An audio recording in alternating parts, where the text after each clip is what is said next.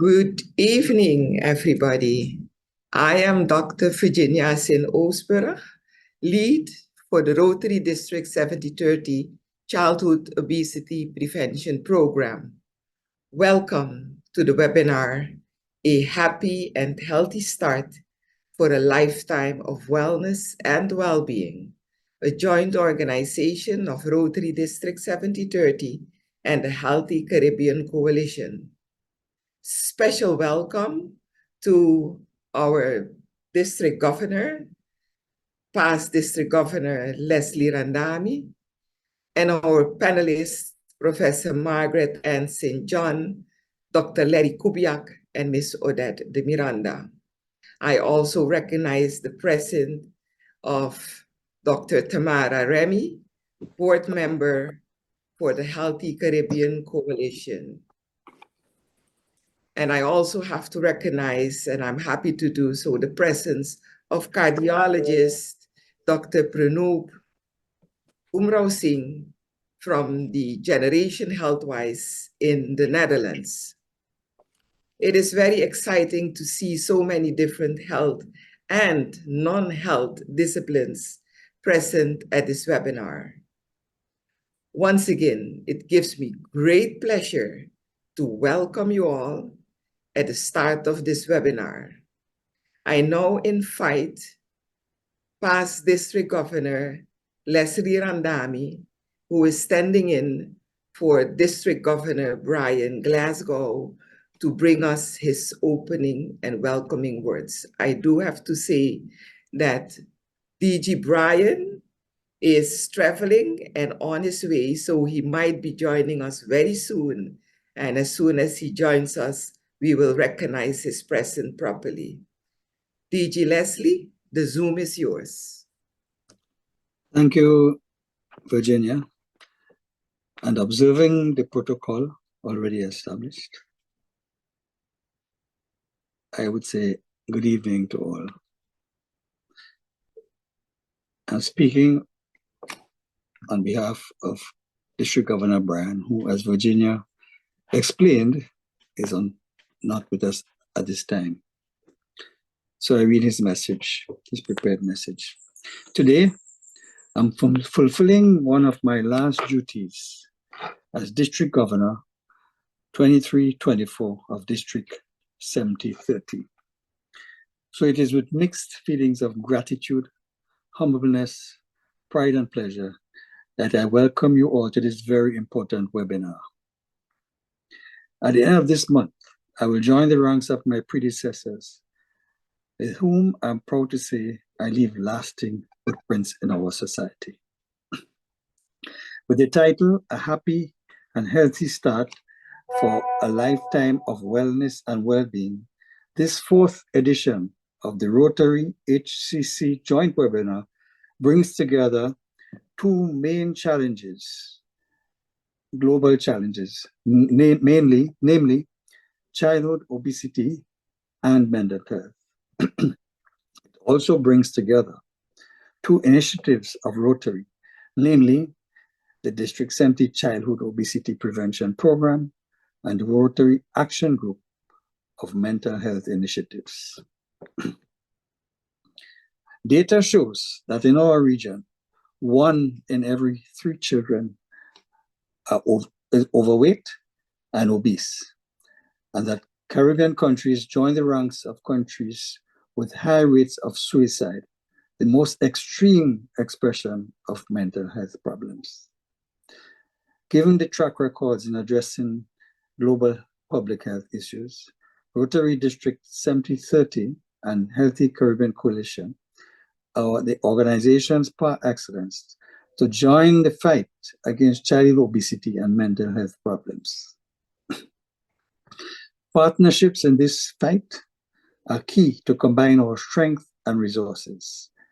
And I'm happy to say that for the past years, the Healthy Caribbean Coalition has proven to be one of our sustained subject expert partners.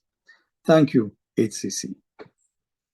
I congratulate the organizers of this webinar with the choice and mix of panelists, bringing together regional and international technical experts and experienced experts to share their knowledge and skills with us. I'm convinced that the webinar will bring us more knowledge and present us with more innovative tools we will use to roll out our projects and programs. Again, welcome. Thank you for the time taken from your busy schedules to participate in the webinar. I hope that the information received today will contribute to more robust projects and programs for a more robust impact. With this, I now hand over Zoom to our very able moderators for the evening, Dr. Rosamond Adams, Advisor, Health System and Services, Pan American Health Organization, and Danielle Walwin, Advocacy Officer and Lead for Healthy Caribbean Youth, Healthy Caribbean Coalitions. Dr. Adams, Mrs. Walwin, over to you. Thank you. Thank you very much, Leslie. Good evening, everyone. It is my pleasure to welcome you to this webinar. I am Rosamond Adams, and I will be co-hosting this evening's webinar with Danielle. The objective is to explore the impact of childhood obesity and overweight on a child's mental health and to highlight the community and policy-based solutions to address one of the Caribbean's major health issues. The webinar will be divided into two segments, focusing on the problem of childhood obesity and its mental health implications, as well as the multifaceted response that is required. Danielle, over to you. Thanks, Rosamond. Good evening, everyone. Before we begin, we encourage all attendees to share their thoughts and reflections using the chat function and their questions via the Q&A function. The webinar will be recorded and shared on both the Healthy Caribbean Coalition and Rotary District 7030's YouTube pages. If you require interpretation, please select the box and preferred language below. And you'll see that there's a resources tab. Please click that, and there are a number of resources which we will get into later on in the webinar. Now, we want to hear from you. I'm going to encourage everybody to scan the QR code or click the link in the chat. We have a question for you that we're hoping your responses are going to guide and inform our discussion today. So I'll give everyone a moment to scan or log in. The link is included in the chat.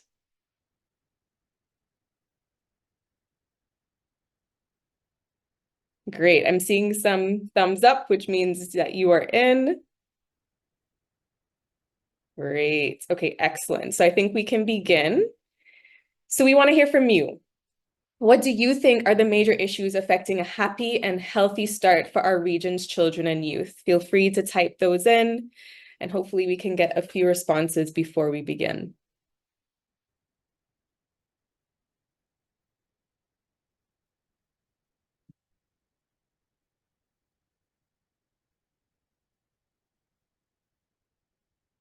Feel free to also use one or two words to describe. No need to feel pressure to write a sentence or two. One or two words will work just fine. Okay, we have one response: violence in the homeschools community. I think that's something that across the region we can relate to. Lack of education, less activity. I'm assuming that might be physical activity. Lack of parental guidance. The environment for healthy habits has disappeared. Interesting. Fast food, too much screen time, technology, social media, availability of healthy foods, lots of things that we're actually going to touch on today. Lack of knowledge amongst parents on healthy food choices, financial constraints, popular culture. Okay, so we have some things to work with, panelists. You can see kind of what our audience members are thinking. And so hopefully we can come back and reflect on some of these responses. Thank you all so much. And so to get us started, I am going to turn it back over to Dr. Adams. Rosamond, back over to you. Thank you, Danielle. It is my pleasure to introduce our panelists for this first part of our discussion. They will discuss the issue of childhood obesity and mental health. And we have two panelists, Professor St. John, who is a pediatrician and is the chair of Barbados Childhood Obesity Prevention Coalition, and Miss Odette Miranda, who is a parent. We're going to hear from them, and I will pose the first question to Professor St. John. Professor St. John, there is a myth that childhood obesity just has physical implications. Can you bust this myth and expand on the mental and social implications of childhood obesity? That's a very good question, Rosamond. Overweight and obesity, broadly speaking, are two significant non-communicable diseases which we are seeing increased prevalence in children. And to define it in a simple term, it's where there's an excess of body fat, which increases the risk of health problems. So how do we objectively diagnose obesity? It's not just to eyeball the person, but objectively, scientifically. It's diagnosed when their body mass index is outside of the expected normal ratio. And this is calculated by their weight and height, by a specific way of calculating it. So it's quite objective, not just what people would look at children and say, well, that child is overweight. And sometimes they're correct, sometimes they're not. There are many risk factors for overweight and obesity. It's multifactorial. The unhealthy diet, sugar, high salt in our community, the high saturated fat, processed and ultra-processed foods intake, excessive food portions, especially unhealthy snacks. And one of the other factors, quite important, insufficient movement. And I noticed somebody's questions was related to that. So too little physical activity, we become a victims of the built environment. We don't any longer climb stairs, we take the elevator, we park the car right outside the house, we don't walk distances, and the children are on their screens. There's also the genetic factors, and cultural lifestyle practices have changed quite a bit. Fast food intake, because people don't have time to cook, increased tobacco consumption amongst the older folks, alcohol consumption amongst the older folks, smoking, and a lot more time with the electronic devices. So this is something which, these are physical health implications. So these, in children, it's the start of heart disease, lung disease, then they have changes in their liver. Diabetes type 2 is being seen at much earlier ages. There are gynecological and limb deformities, and their endocrine glands or kidneys are also affected. So these are the physical implications. Then, of course, moving to one which we're definitely focusing on is the mental health situation, where we're having issues. Certainly, depression is seen in greater prevalence. Bullying, school performance deteriorating associated with obesity. Conduct issues, just behaving odd at times, and it's related to their obesity. Anxiety states, withdrawn, eating disorders are more prevalent, suicidal thoughts and tendencies, and post-traumatic stress disorders. So the mental health issues have been escalating in our time. In addition to this, in the adults, elevated blood pressure, arthritis, gout, asthma, sleep apnea, infertility, dementia, and stroke. So I've outlined there in a short time the physical health implications and mental health issues as well related to obesity. Thank you very much, Professor St. John. Quite a long list of physical implications, but also you touch on the mental health implications of obesity and also the social implications, such as, issues around bullying, feeling isolated, and so on.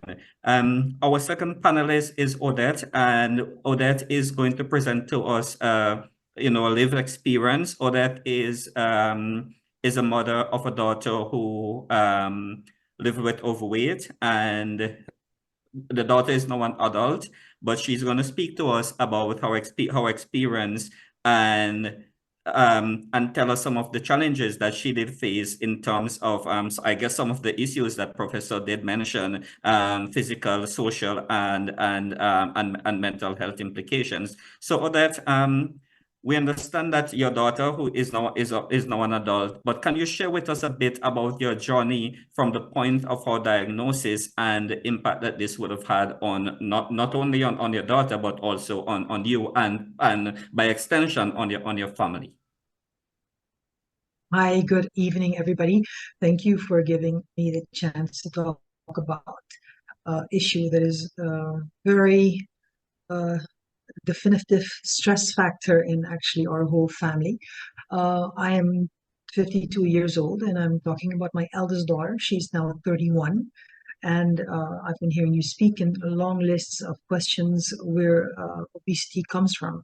And actually, I was trying to type, and I heard all of the questions of the people remarking what the reason could be, and I'm like trying to keep up. And so one thing that goes through every discussion that we have about obesity is never one thing. I was 20 years old when I was pregnant with my daughter. I just moved out of my parents' house. I lived in Holland. I was illegal in the country. I had a boyfriend. We were non-stable. We didn't have proper housing, and I was pregnant. I didn't know that I was pregnant until very late in my trimester, and the doctor told me that that my child was underfed, actually malnutrient in the belly. I think that's where it all started. So when she was born, cute little baby, and then you tend to overfeed out of guilt. That's where it starts. And then in hindsight, that's where it started. So you feed the child because you feel guilty. It's a lack of all kinds of emotional roller coaster feelings that overwhelm you when you are 20 years old and you have a baby in a non-stable environment. So after a couple of years, we moved to Suriname, moved back with my family where I'm from. And I have a very, God rest her soul, a very grandmother, my grandmother, who was very prompt in the way she looked, the way she carried herself. I was trying to build my career then. I was a young mother. So my mother and my grandmother took care of my daughter for a long time. And she was very critical of my daughter. So there were a lot of factors: being bullied, absence of a father, which actually never gave my daughter the chance to overcome her relationship with food. All of a sudden, food turned into comfort food, turned into an addiction to food. Actually, my daughter's now almost 32 years old and struggling a lot with mental health. It's never one thing. It's never one reason. It's never one solution. And she is struggling a lot. She's morbid obese. There was a period in time where she forbade me to talk about her situation because if I were to address it, she would not speak to me. So I carefully avoided the subject for years.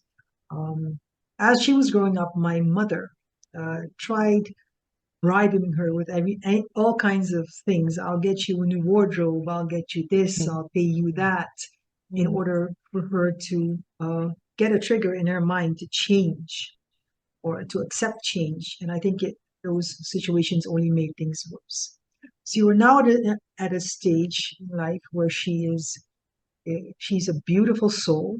She has a lot of talents, but she has so much issues in mental health, which regards to her being morbid obese. But she's still, I'm very proud of her. She goes out there, she dresses beautifully. She is a beautiful soul. But one time I was on the phone with her. Excuse me for taking a little more time. I was on the phone with her and she told me, "Mom, do you have half an hour at a time? Because I want to explain to you how I go through my day."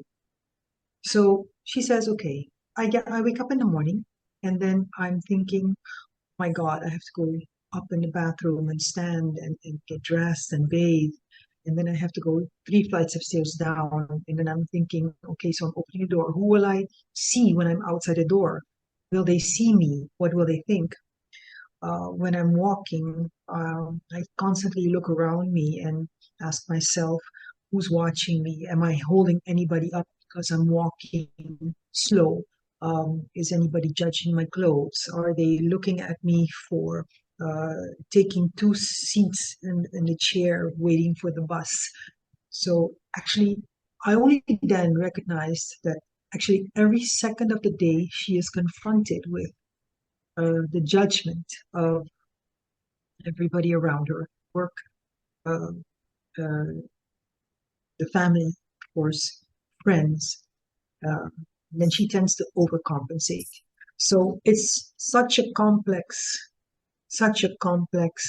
problem ever since she was in my belly, up until the fact that she's now a young woman, 32 years old. Every aspect of her life is being affected by not only the obesity, but the mental health issues that came through a whole lifelong journey, actually. And it's a struggle, and the struggle is real. And I listened to her for half an hour, and actually, the only thing I could do after was cry, because you don't understand what people with obesity go through, what goes on in their mind, just for the fact that she's big. She talks to me like she has to take 2 seats when she's on a flight. She even feels guilty because she takes up some more cloth for wearing clothes and making her clothes more expensive. So those basic things that we take for granted are a real live struggle for her every day. Thank you very much, Odette, for that. And as Professor St. John mentioned, there are physical, mental, and social implications. And from your lived experience, you really mentioned a lot of mental health issues that sometimes we put aside and take for granted and don't recognize that these do exist in someone who has obesity and is overweight, but also some of the social issues that you do have to confront on a daily basis living with obesity and overweight. So we thank both of you for that. We're then going to move into the second part of our discussion, and Danielle, I'll hand over to you at this point. Thanks, Rosamond, and to thank the panelists again. We just heard a little bit about the problem. We heard about some of the challenges, and now we're going to be kind of shifting the discussion to how we prevent, manage, cope with childhood obesity and some of the mental health implications that were mentioned. And so this is just a gentle reminder to everyone who's attending to please share your thoughts, reflections in the chat, and also if you have any questions for our panelists, please include them in the Q&A box. And so again, we got a good sense of what the challenges are from both Prof. St. John as well as Odette sharing her personal experience. And so now we're going to invite them both back, as well as Dr. Larry Kubiak, who's the past director of psychological services at the Tallahassee Memorial Behavioral Health Center, to join the panel. And now we're really going to be diving into the whole of society approach that we really need to address childhood obesity, address some of the mental health issues that we've been chatting about. So we're going to look from an individual level, community level, as well as a policy level. And so to start, Odette, thank you so much again for sharing your personal experience. And so all of that being said, what advice do you have for parents who have children who might be living with overweight and obesity? Well, my first advice is, and that's from personal experience, when you are a young parent and you actually do not have as much experience or guidance, I think it's very important to realize that you are the parent, and at a very young age, you should take charge. I didn't, or not enough. If I would have, this is of course my side of the problem of hers, because it's not her problem alone. I feel very concerned, very worried every day for her health, and the fact that she has a hard time mentally getting to a point where she can accept the change that she wants, because she wants the change, only it's too hard for her.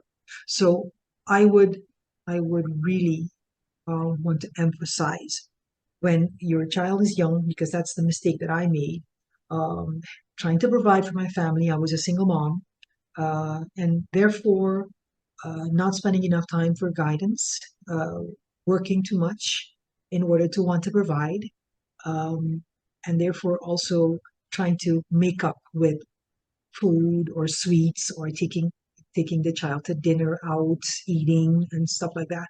You try to make up for something. So I do feel that it's very important to manage actually the guilt that comes with this type of situation, and realize that it is actually you as a parent who has the most important hand in the way that a child grows up. It's very odd, because when I got my second child, I promised myself I wouldn't make the same mistakes as the first one. The consequence of that is that I have a child who's always like this thin, and the very opposite of my older daughter. So I think I made the same mistake, but only towards the other end. One was overfeeding because I felt guilty of the not being knowledgeable of the pregnancy because of all of the stress that I was living in, turning it over into another child who you tend to overcompensate by over managing what she eats and making sure that she doesn't eat and not enough sugar, or no sugar, and to a stressful limit. So the result of that is having a morbid obese child on the one hand and having a super skinny child on the other hand. So there's actually, yeah. And then you ask yourself, which one would you prefer? Because it's a competition between them all. One of my eldest daughters, her mental health issues is always, because my sister is skinny, that everybody thinks she's pretty, and that makes her even more insecure. But the other child has a less bubbly personality, has a whole different character, doesn't communicate with people a lot, doesn't have a lot of friends, and my eldest daughter does. So it turns out to be a competition between the two of them. Yeah, because I'm fat, then this happens, and because she's skinny, then she gets more privileges.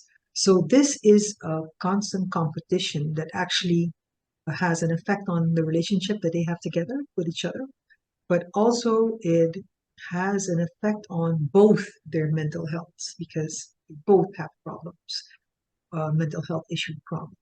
And it's very easy to look at my overweight child and say, okay, well, that's where your problem is. Well, I think that's not where her problem is. I think that's just a show of her problems. I think that she also wanted to protect herself from pain, and creating a literal shield around her body, around her heart, around her soul and her spirit, in order to protect herself.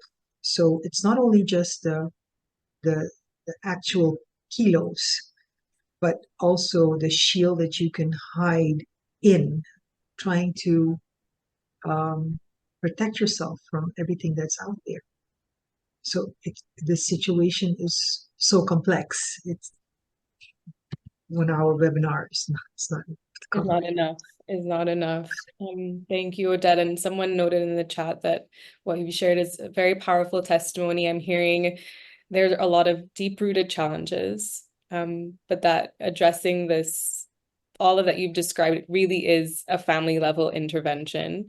But that I know we're talking about the children and the support that they need, but the whole family also needs support in kind of navigating and next steps. So thank you so much for sharing. And I'd like to bring in Dr. Kubiak here, who's wearing many, many hats today. And Dr. Kubiak, I'd like to invite you to comment on anything that Odette may have shared that may have resonated with you, and leave our audience some tips for helping our children and young people manage their mental health. Well, thank you very much. And I first of all want to thank Odette for being brave enough to share what she and her daughter went through. I think that serves as a model for many of the rest of us to understand this better and try to learn from some of the challenges that she faced.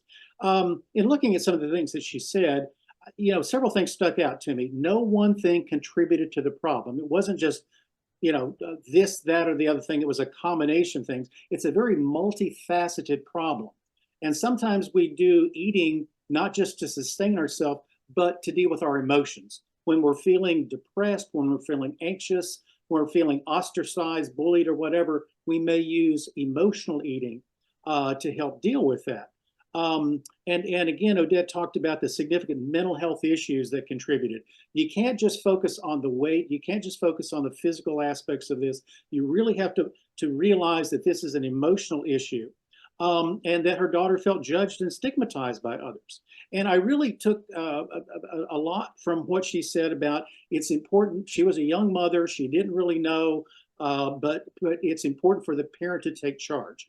And we have, I would encourage people to take advantage of the resources that we have, because among other things, there is a resource from the American Psychological Association that looks at the best practices research indicates in terms of how to deal with this. And it really is a family approach. You can't just send your child off to someone to deal with this. You need to have an entire family approach. If the parents exercise, if the parents eat properly, if the parents limit screen time and all these other kinds of things, then that's supported by more healthy food at school and so on. No less an authority than the World Health Organization has said that there is no health without mental health. We've got to deal with mental health as well. Now, that doesn't mean everybody has mental health issues, but the absence of a mental illness does not mean that you're mentally healthy. And I want to share several things, a few things in terms of what I see as components to positive mental health. Being able to cope well with your emotions. And I like things in the affirmative. So I boil slowly and calm quickly. Being able to relate well to others. Other people who can help us are critical to our being to deal with not just weight issues, but everything else. So I can connect with anyone and everyone. Having a sense of mastery in meeting the needs of everyday life. Life is challenging, but the more we get success in mastering something, the more comfortable we feel with taking on other challenges. So I can cope successfully. Having positive physical health. You can't have positive mental health without having positive physical health, and vice versa. So I will embrace a healthy lifestyle. Improving our resilience. Being able to bounce back from things that are challenging to us. So I embrace and grow from challenges. And then establishing meaningful relationships with others who are supporting in times of need. Do you have someone that you can go to talk to when things are really tough? I don't mean somebody on the internet. I mean somebody that you really can talk to, whether it be a parent, a friend, a grandparent, whomever. People will help me if needed. And then finally, being able to communicate our needs to others in an assertive way and being able to listen to others in a compassionate and understanding way.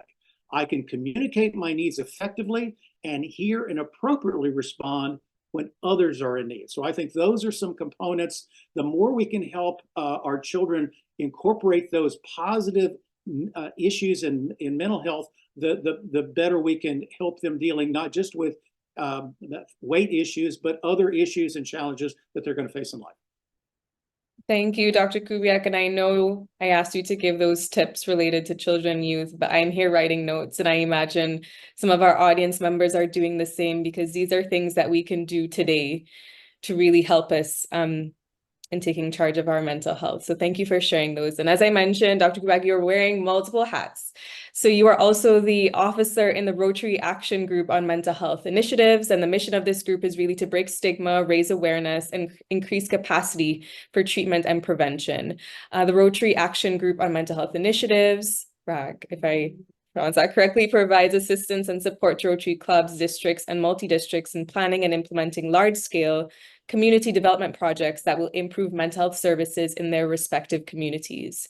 So you heard about the issue of childhood obesity. We just spoke about that and the mental health implications.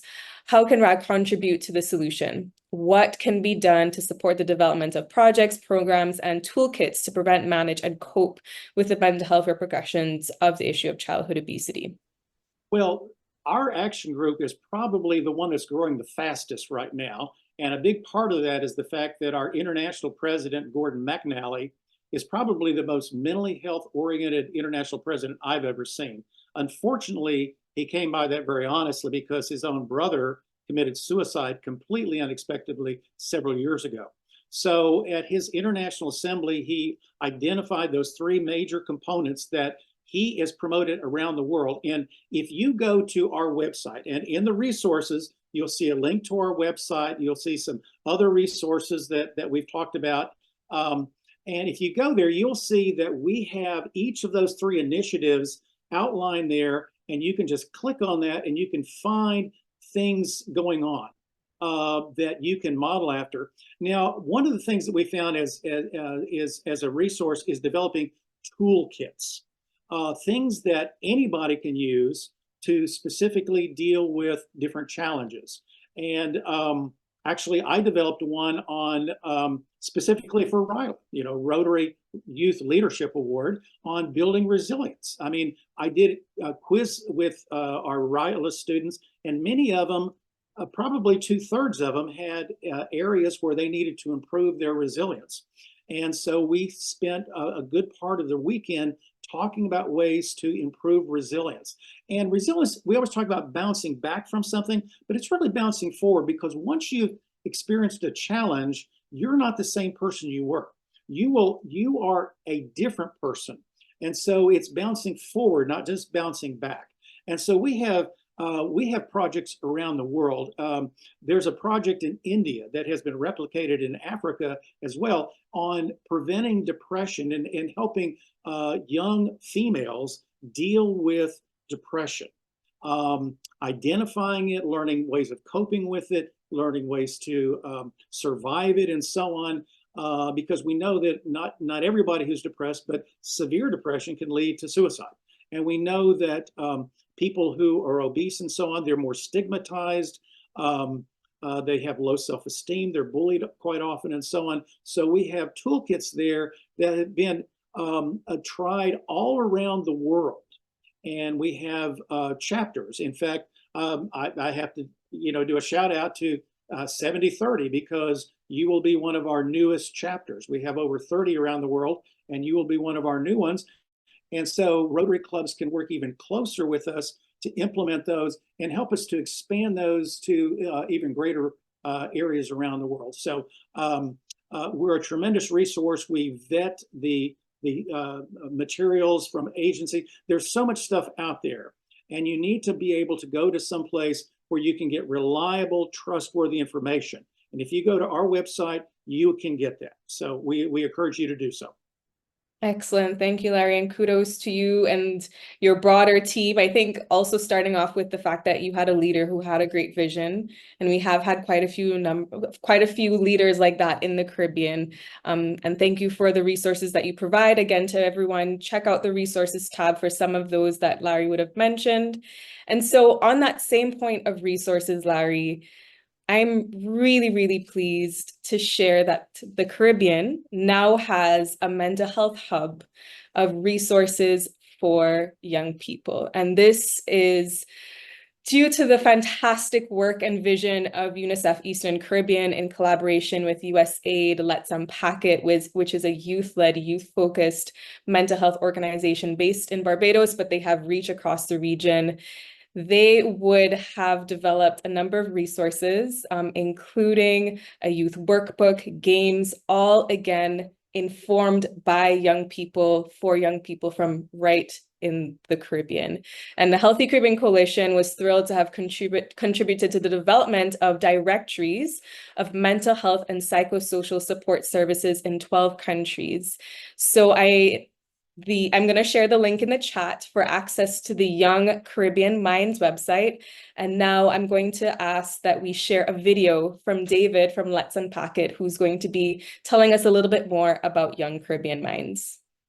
Partners, colleagues, friends, it is my delight as president of Let's Unpack It to present to you this body of work, Young Caribbean Minds, the digital mental health platform for Caribbean youth, developed in partnership with USAID, the University of the West Indies, and UNICEF. We know that access to support and high quality resources are key to preventing poor mental health outcomes amongst Caribbean youth.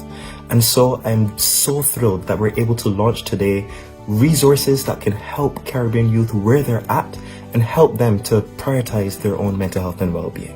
Welcome to YoungCaribbeanMinds.com, a digital hub for mental health resources developed by the Let's Unpack It and UNICEF focal points. The website has many interactive links where you can find resources and support, such as the Young Caribbean Minds Mental Health Workbook and country-specific directories of government mental health and psychosocial support services. You also have a chance to win 2 tickets courtesy of Caribbean Airlines to a Caribbean destination.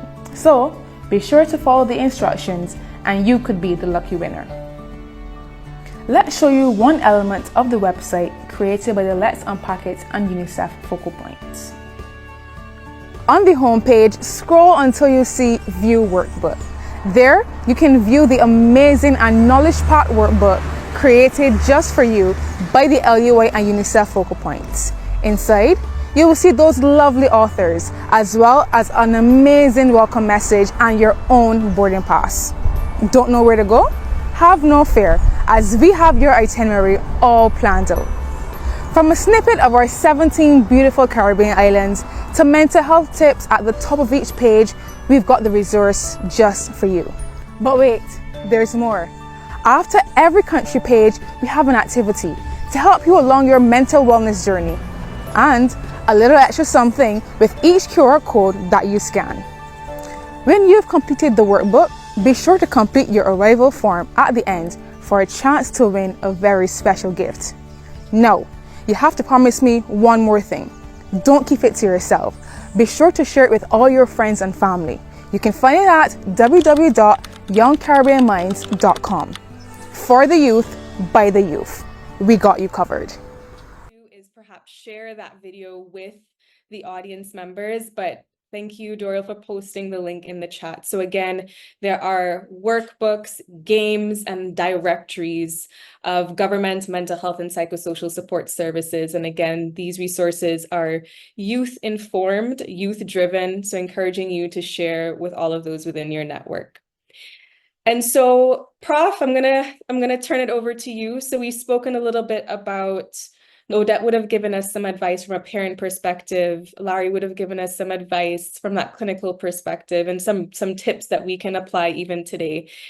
One of the things that's come out in our conversation so far is the importance of family and the need to intervene at that level. And the American Psychological Association would have recommended that in treatment and management of childhood obesity.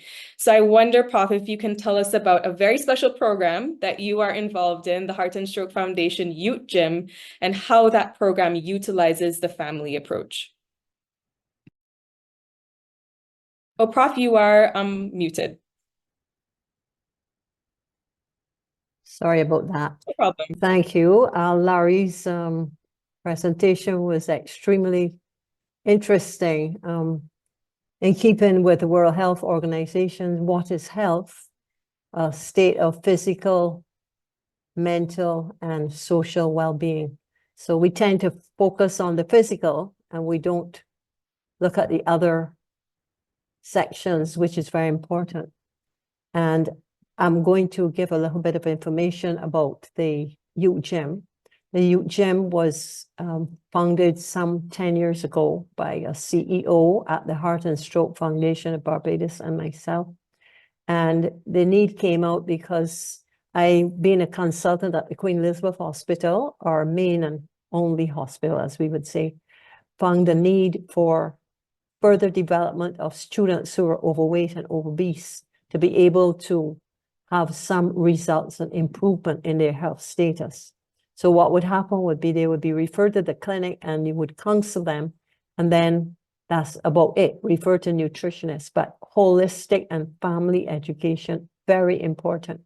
And as Odette stated, the obesity, overweight issue starts from in utero when the child's conceived, because if normally there's a 7% chance of overweight obesity, but one parent, there's a 40% chance for the child, and two parents, an 80% chance. And there are a lot of factors which influence what is going to happen. The youth gym caters to students between the ages of 8 and 19, and they are referred by clinics, doctors, schools to the Heart and Stroke Foundation, which graciously availed their Saturday morning free from adult training for the students. And they are supervised by a pediatric physical education trainer. Incorporated in a structured program is nutrition training and healthy meals being prepared by the students themselves, and psychology sessions for counseling, because the mental health issue and aspects are very, very impacting on the students' development. And we usually give them a certificate at the end of a year to show that they have participated. What the program involves is they come in age groups like 8 to 11, 11 to 14, 14 to 19, from 8 a.m. in the morning. And they do a treadmill workout, and then they're outside with playing ball games and things of that nature. Dancercise also is involved. But most importantly, the focus being on their nutrition, because you can exercise all you want. You cannot possibly exercise away obesity. So the eating habits focus on what they're taking in and their physical activity, as well as how to cope. These children are extremely affected, some of them in school, because they're bullied, they're ostracized, and it can affect them a lot. So this is very important. We involve the parents, the care providers, the grandparents, because they're the people making the meals and shopping in the supermarkets. So this is very, very important, the youth gym's role in our community. Although we only take a few students, we try to spread it through the schools. We've promoted the formation of health clubs in the schools, where they again focus on nutrition, physical activity, and approach to the situation as a non-communicable disease. Thank you, Prof. Again, I think the youth gym is something that we can all learn lessons from in terms of applying it in our local territories. And just hearing what we've heard so far, I know we're not near the end yet, but just hearing what we've heard so far, keep thinking about what Larry started his remarks off with, that there's no health without mental health. And similarly, when we're trying to manage childhood obesity, I think we can all appreciate, just from what's been shared so far, the importance of this comprehensive approach. And Prof, the youth gym uses that as a guiding light. So thank you for sharing a bit more about that. And Prof, we're going to have you kind of close out this part of the discussion with talking about the policy level intervention. In your professional opinion and the work that you do with the Heart and Stroke Foundation of Barbados, what needs to be done to help treat, manage, prevent childhood obesity and the broader mental and social implications associated? Yes, it is a very, very overwhelming challenge. It involves all sorts of levels, the schools, the home, the nurseries, all of these are involved. And as I said, from day one, when a child is born, we have to focus on prevention. Now, recently in Barbados, we have had the approval of a school's nutrition policy. And this I went through a number of years trying to get it done. As you know, with governments, the wheels can move more slowly than you want. So we have a school's nutrition policy, and many countries in the world have this. And it gives guidelines about what they should be fed, and the content of the meals, the physical activity, the screen time, all of that is important. And what the government has done at that level is implemented it is a regulation. It's not a law, the policy, but it's there and distributed to the schools, and information disseminated through the Ministry of Education that this policy must be followed. So what is covered in there includes canteens, what they serve, and this is in secondary schools at their healthy meals, nurseries, what they feed them, the primary schools, and we have a system where the government gives free lunch to all of the primary school students, public primary schools. So the school's nutrition policy to be followed. Water, not sugar sweetened beverages. That is something which has really been negative in the fight against obesity. Then there has been a sugar sweetened beverage tax implemented.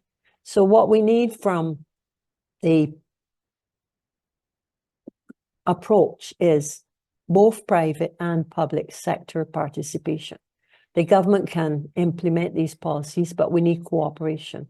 And it's very important that organizations like the Rotary, which is a private sector, works hand in hand with government and holds meetings to educate. Education is very, very important. We find enough education isn't there. And it might not be surprising, but when we go to the schools and we have the children hold up a soda and pour 16 teaspoons of sugar into an empty bottle to show them this is actually what is in that particular soda. Even the teachers, in fact, we've had physical education teachers surprised. So we have to get the education really, really intensified, because if people were educated about certain things to do with nutrition, you would find that they would change their practices to some degree.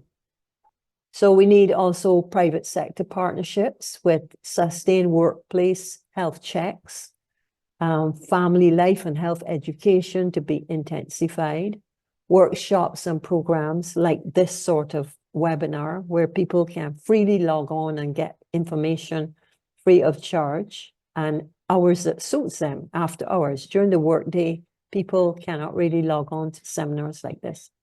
Preventive healthcare measures for staff, and formulation, besides formulation of policies, to implement the policies, be private and the public sector together to work. Unfortunately, it looks like legislation governing is what has to be done, because you try gentle persuasion, but the only way we found a decrease in sugar sweetened beverage consumption was to increase the tax. So it went from 10% in 2017 here, it went up to 20%, and there was a decrease in the sales of wholesale of sodas. So these are some of the measures which I think can help. In addition to having available resources, as Larry would say, you must be able to have the available resources, because the end point in some of these overweight, obese students is suicide, and it's high in the teens. Thank you, Prof. Ann, and you did my job for me in terms of summarizing some of the key points that we would have heard from all of our panelists. So thank you so much for that. Thank you to all of our panelists for all of your contributions. And we are going to head into our Q&A session. So you'll be able to have an opportunity to ask your panelists any questions you'd like. Feel free again to pop them into the chat. But before that, we are going to channel our inner child. And I think everybody might be familiar with the activity Dance Freeze. So we're going to have Doriel, who's going to play a song for us. We're going to dance. And when the song stops, we freeze. Yes, we freeze. And when it starts back, we start to dance, okay? So let us channel our inner child. Let us stand, because we've been sitting down for some time, and let's move a little bit. All right, here we go. Got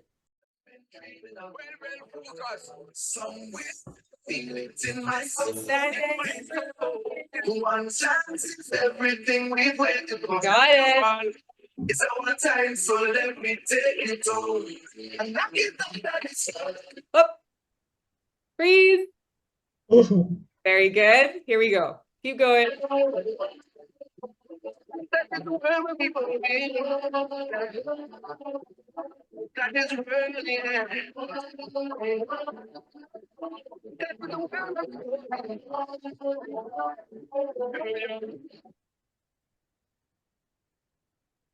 Very good. Here we go.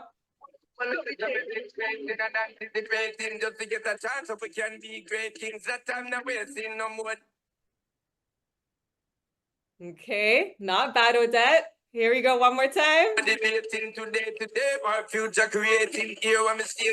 Very good. That is a reminder of how easy it is. I'm looking at everybody's faces. They are smiling. It's just a reminder of how easy it is to bring some joy, to get moving and have fun.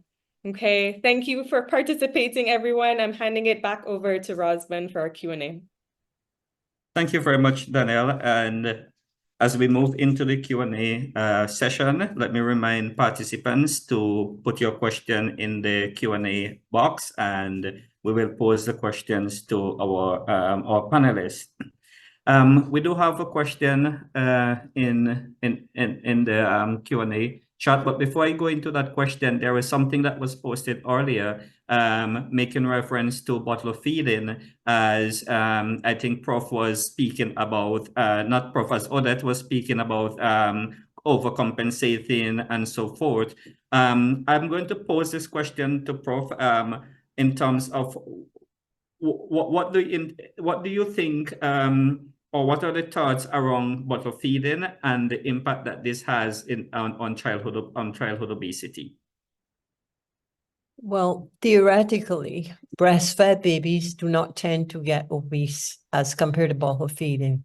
The issue is that the parent looks on the tin and it says 4 ounces, so the child must drink 4 ounces. But there are variations, and Odette did mention that she had a second child who was small for gestational age, as we would term it, underweight. You said that? I believe I heard you say that.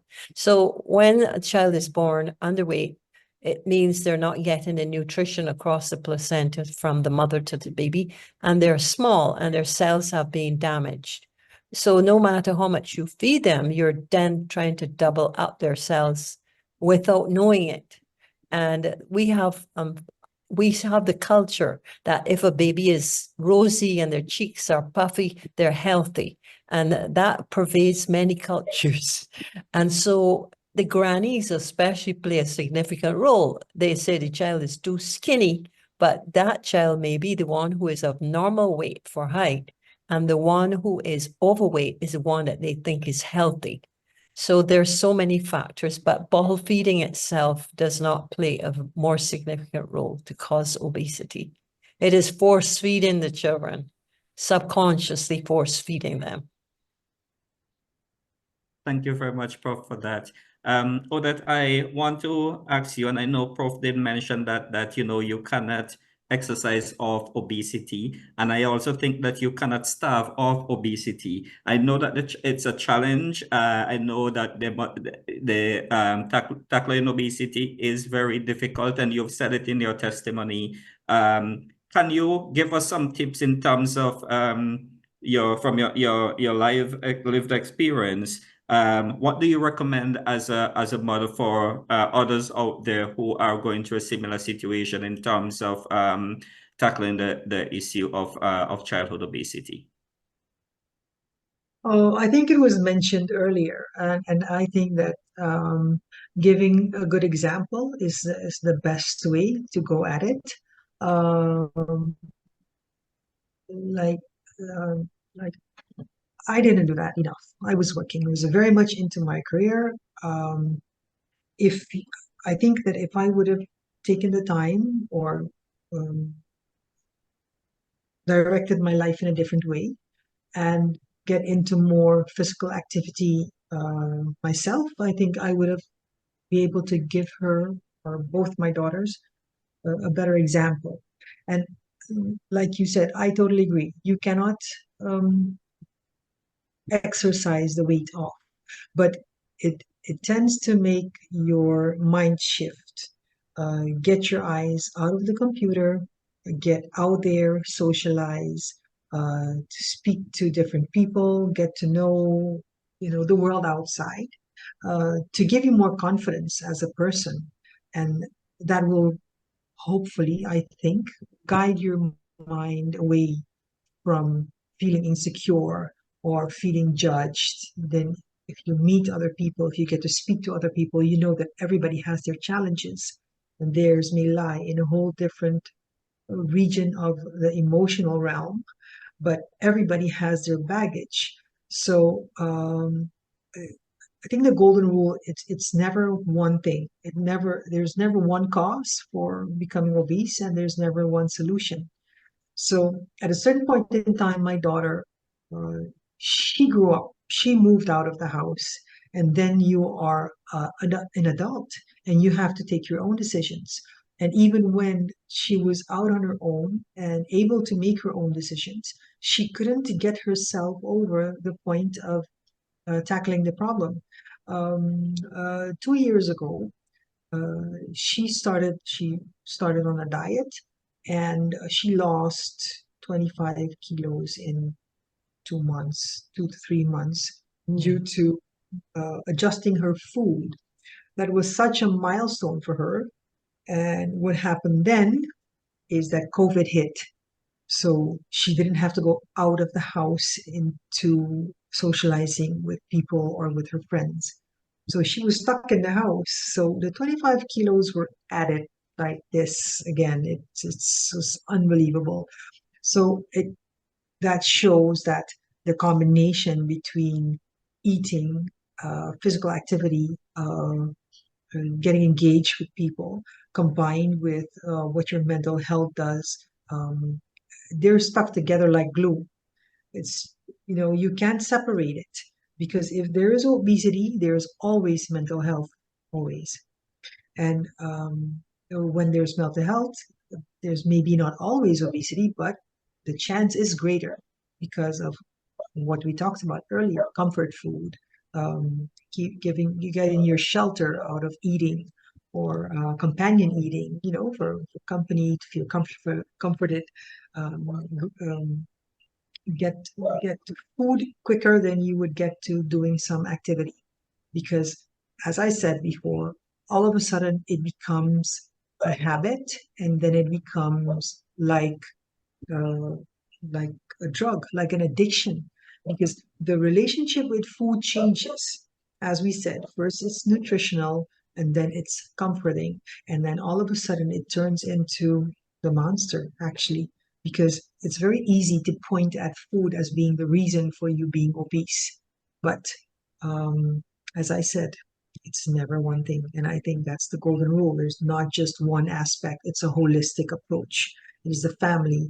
It is yourself. It is the people you work with. It is your friends, the bullying. It is everybody you encounter who looks at you cross-eyed because they think that you are repulsive, and it shows in their body language. That gives you such a throwback in the way that you feel. You just want to crawl away in your space and get to the thing that comforts you always, and that is food. But that just enhances the problem. So, yeah, the advice would probably be, as I said before, as a parent, being more aware, being stricter, and realizing that you are the first responsible person in your child's life. And it's also very important to find a way to reach your child, because all of the threatening that we did and promising of the things that she would get, it didn't help. It became so bad that she didn't even want to speak about it. So we avoided the topic for years. And when she was in the phase of starting to think about going on a diet, she tested the waters with me first. She would drop a line and see how I would react. And if the reaction wasn't to her liking, The doors were closed. You cannot get in. So you have to find a way to know what the buttons from your child is to push to get in her mind, in her soul, in order to be able to help. But she's now a grown woman, and the fact is, I can feel as guilty, and I probably will feel guilty until the day I die. But now it's her responsibility, and that's very confronting for her as well, because she can point at me as a mother not providing enough, because I'm very honest about it, how I feel. But now she's 32 years old, and now it's her problem. So she can blame me all she wants, but now she has the responsibility. And I think that the responsibility being solely in her hands now is even more pressure. So, it's like you're stuck in a circle. It's, Yes. you can blame somebody, and all of a sudden you're grown and you can't blame anybody anymore. What are you going to do then? So what are you going to do then? And that makes the problem so much harder, actually. Yes, thank you very much for that, Odette. So what I'm hearing you saying is that there's really no single solution. Just as how the issue of childhood obesity and obesity and overweight can have multiple implications, physical, mental, social, even responding to it is also very complex. I'm going to go to one of the questions, and Larry, I'm going to put you on the spot. The question is, what ways do you think we can get children off of electronic devices and back to outside activities, being physically active? What tips do you have for them? I'm glad you mentioned that, because if people will go to the resources, one of the handouts I have in there is on guidance for parents on dealing with social media. I would never want us to throw that out. It's like anything else. It's a double-edged sword. There are so many advantages to it, but there are so many disadvantages. I mean, when I was growing up, there was not such a thing as cyberbullying. And now you can be bullied online, and that can be broadcast across the world. So the implications are so much more devastating to kids. So please go into the resources and take advantage of that. I mean, I have grandkids, and I know I'm concerned about them, but their parents have some guidelines. And as parents, and again, I go back to what Odette said, you are the one that sets the model. You are the one in charge. That doesn't, and it's not that you need to take it away. You need to provide some reasonable guidelines. And again, the American Psychological Association has really researched this, and there's some very solid things in the handout there that I think will be very beneficial to you.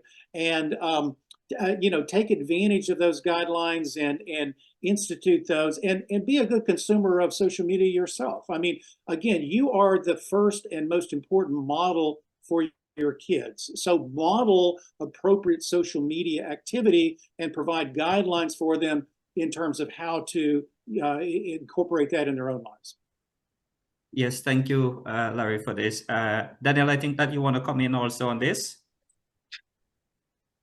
Okay, I don't know if is it my turn to speak? I had a question, because you were talking about younger children and how parents should be more of a role model for kids. And that's what I advocate as well. That was my message to everybody in this webinar. But I have a honest question for Larry, because my child is grown. My guilt feelings as a mom, or responsible feelings as my contributing to what her state is at this point in time, even adult parents, I think, need guidance in how to handle adult children with obesity, because that's my question. We're talking about young kids, and you can handle them, you can manage what they eat, you can manage what they do. But my child is an adult now, and I still struggle with advice. Where do you get it? Because even though she's an adult, I am still her mother, and I am still the one worried sick every day about how she's going to lead a more healthy, mentally healthy, because in this point in time, I think that the mental health is a lot more important than the physical health. And then you can imagine what I'm saying. Well, yeah, I think the important thing is to realize that there is hope and there is help available. Our action group, local I'm not necessarily familiar with what's available in your area, but I know that there are a lot of resources. Sometimes there's ministers, sometimes there's pro bono therapy, sometimes just a really good friend, sometimes a support group of people who have gone through the, if one of the things that was developed as a result of the Healthy Caribbean Coalition was to have a support group for parents who are have gone through what you're going through, that might be a tremendous benefit. I mean, I've seen that with Alcoholics Anonymous, narcotics, all kinds of support groups can be a tremendous asset, and they don't necessarily have to cost anything other than people's time. So, and there are a lot of very credible information sources out there. Again, the Rotary Action Group for Mental Health Initiatives, we always vet the things that we recommend. So take advantage of those. And believe me, there are a lot of, you're not the first and only person to ever go through this. Unfortunately, you won't be the last, but there is help available, and it's just important to reach out for it and take advantage of it. Thank you very much, Larry, for that, Prof. I have two questions for you, and I'm going to pose them together. The first is it possible for you to elaborate a bit more on the junior gyms? And the second is, what has been the reaction from the parents in Barbados in the program for children that you mentioned? Okay, the Ute Gym, which is YUTE, it's we spread the word through Heart and Stroke Foundation that it exists because it's the only gym in Barbados for children to be able to attend, and pediatric exercise therapy is different to adult exercise therapy. So they are referred in, and they are referred because they're outside of the normal weight for height, the expected weight for height, not just overweight, but obese children. Well, in there, everybody looks the same, as we would say. So nobody's bullying anybody else because they're all very similar. That's a very positive thing about it. So we shouldn't be seeing any bullying because one is a different size to the other. They do not, they're not required to pay any funds. It's a Heart and Stroke is a foundation. It's a charitable foundation. We get sponsorship. And they come, they bring water, we provide light, healthy snacks, and they do a mile when they first come in on the treadmill, standard, a mile of the treadmill. And then they play games, which are fun games, nothing too strenuous, but they're learning techniques, such as just dancing to music, doing some push-ups, lifting some dumbbells appropriate for age. So that's what they do for the hour. We encourage them to continue the program at home during the week. Let us say the compliance is not as good as it should be. And certainly during the COVID pandemic, we were having online classes. So they had their mats, gym mats at home on the floor, and we were online, virtual, and doing their exercises still. But it's a tough situation. They fall back during the vacation because you have to keep reinforcing their healthy nutrition, and you have to keep reinforcing their physical activity. So compliance is very important for the compliance and the supportive care. Now, Odette was speaking about her daughter who is out when she's reached, I don't know in your country what's an adult, but certainly 18 here. You're adult and you're responsible. Adulthood is 18. Yeah, 18 as well. Right. Okay. Yeah, but she's now 32 and we don't live in the same Yes. country. So that makes it extra challenging. I see. Well, in a number of countries now, there is semaglutide, which has revolutionized obesity. People have been losing 100 and 150 pounds. It's quite costly medication, but it's used in type 2 diabetes. And that has been the answer, the savior to people who are grossly and morbidly obese. So I don't know where she lives, but through she lives in Holland. an internist, yeah, that should be available. And it's an injectable. The injection is once a week. And it costs a little bit of money, but insurance may cover it. And what is the name? Pardon? Semaglutide. SEMIGLUTIDE. That's the brand name. And this was discovered incidentally because people were on it for another condition and they were found to lose weight. But the mental aspect of it, the mental health, the depression, and the just, as you said, becoming in a shell and introversion because of it, and the loss of 100 pounds can do wonders for someone. I have a few people I know in the USA who have been able to be treated with it, went through their insurance plan, and it's made a tremendous difference, just a tremendous difference. So I'm hoping there is an intervention which is available that she might be able to benefit from. Thank you very much, Prof, for that. Unfortunately, we have to end our question and answer session. We can go on and on all evening, taking questions and speaking about this topic. It really shows the importance of why we need to address childhood obesity and the implications that are far-reaching, more than just physical, also mental and social implications. And that is just not only on the person who is obese, but also on the family and on society, for all of us to take a collective approach in order to address the issue. In 1 minute, I would like to ask each of you in 1 minute to just give us your takeaway. I know that there are parents who are online listening.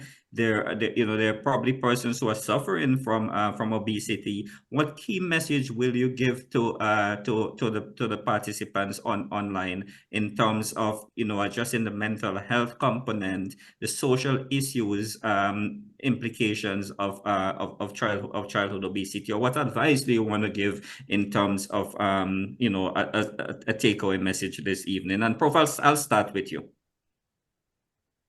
Yes, my message would be that obesity is a family issue. It is not just the child. It involves everybody there. They all have to pull together.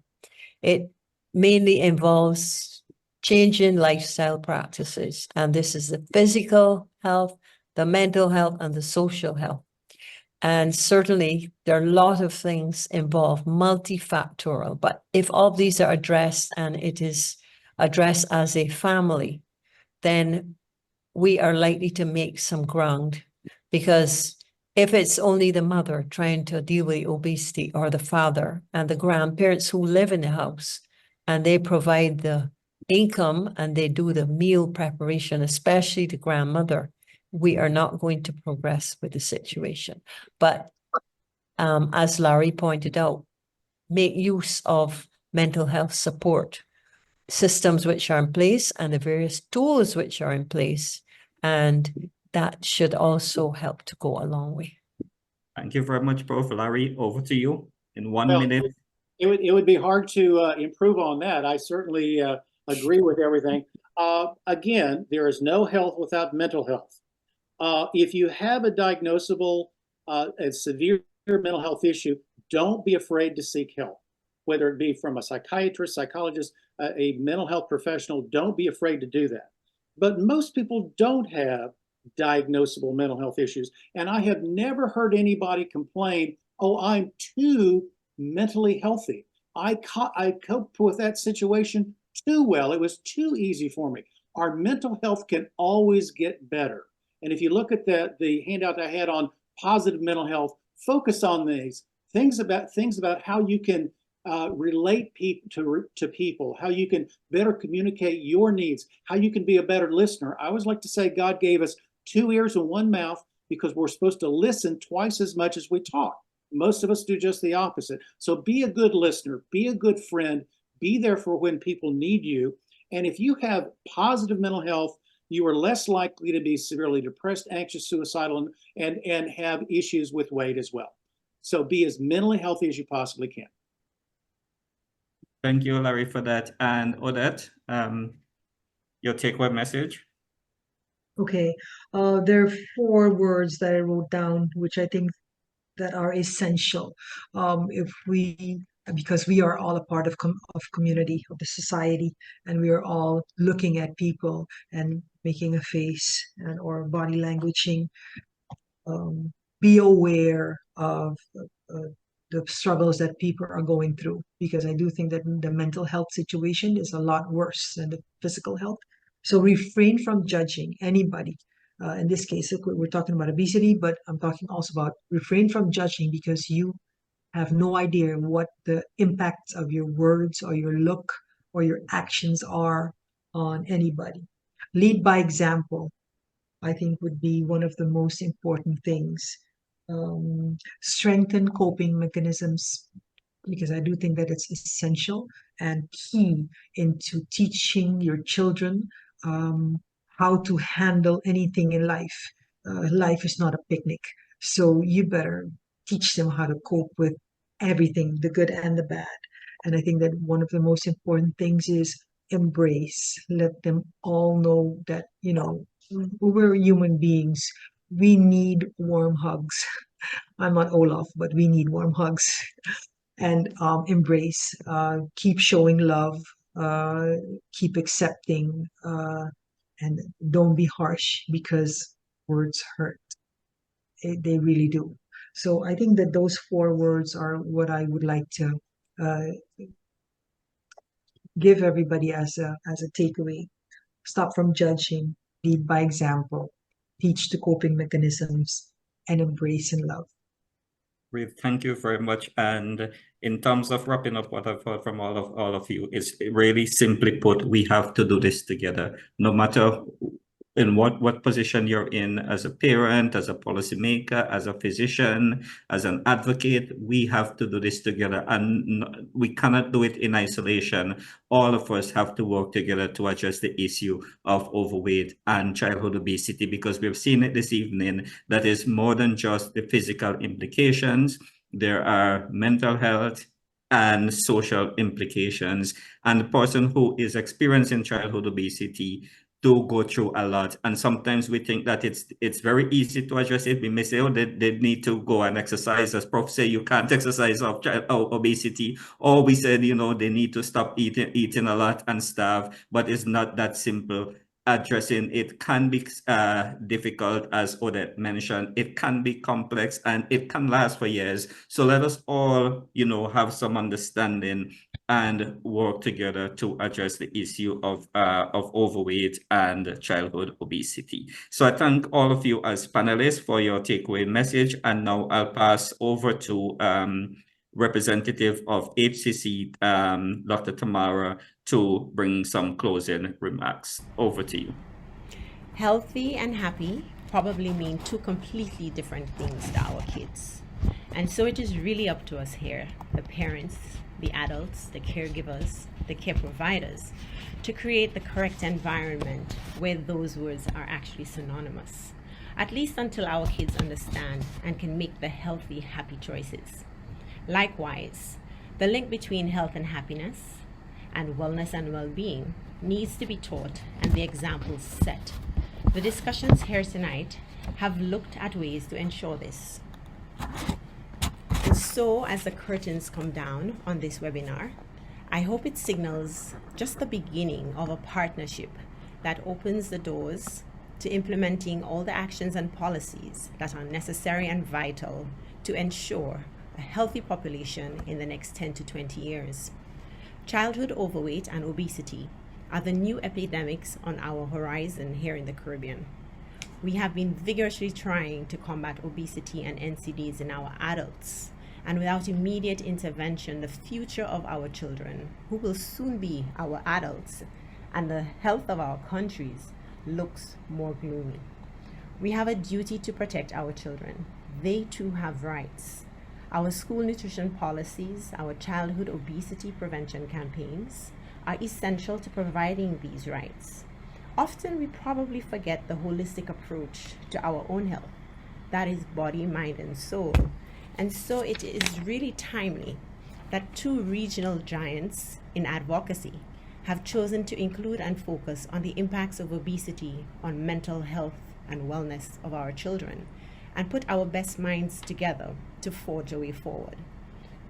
Rotary District 7030, you are a dominant organization in our region with your massive volunteers, your numerous ideas, and your drive. And we applaud you in this collaboration And we anticipate with your over 3,000 Rotarians that there will be great change. HCC, the umbrella organization of many of our civil society organizations, hopes that this is the first of many initiatives. To everyone who attended tonight, we look forward to compiling all the ideas brought up tonight and working quickly on the implementation of community and policy-based solutions to addressing this fast-growing epidemic of childhood overweight and obesity. Once again, thank you for attending, for contributing, and we look forward to working together with all of you. Thank you. Thank you very much. Danielle is my co-host. Let me bring you back so we can wrap up and any parting words that you may have. Thank you, Rosamond. I'm actually going to turn it over to Virginia to say the final words, but just to thank our panelists for your extraordinary contributions, your bravery, your insights. I think all of us are walking away with new ideas, insights, guidance into next steps with our mental health. So thank you. And Virginia, over to you for the final close. Yes, well, luckily for us, this is a Zoom, so I don't have to say safe travels back home because hopefully everybody is home. But I thank you everybody for being here. Have a good closing of your evening this evening. This is the closing of our 4th edition of the Rotary HCC webinar. I look forward to the next one next year. So have a good evening, stay safe, and up to the next one next year. Bye-bye, everybody.